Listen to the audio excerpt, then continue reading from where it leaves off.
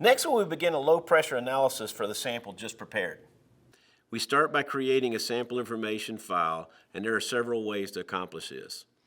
For the analysis, we will use the File menu to open a new file entitled Catalyst Support.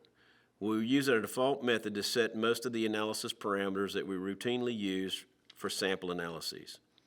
We will identify the sample, the operator, and the submitter of this sample to be analyzed. We then select the penetrometer that Chris is using for this analysis and update its mass along with the sample mass. The assembly mass will be added after the low pressure analysis is complete.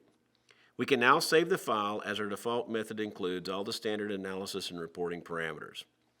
Chris is going to insert the penetrometer in the sample just prepared to the low pressure port of the instrument.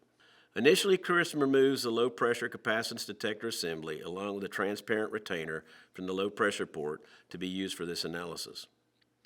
We keep the filler rods in the ports whenever not being used. This will keep the ports cleaner while idle and are needed during analysis in case we're not using all the low pressure ports. All ports must be sealed for the analysis to be performed.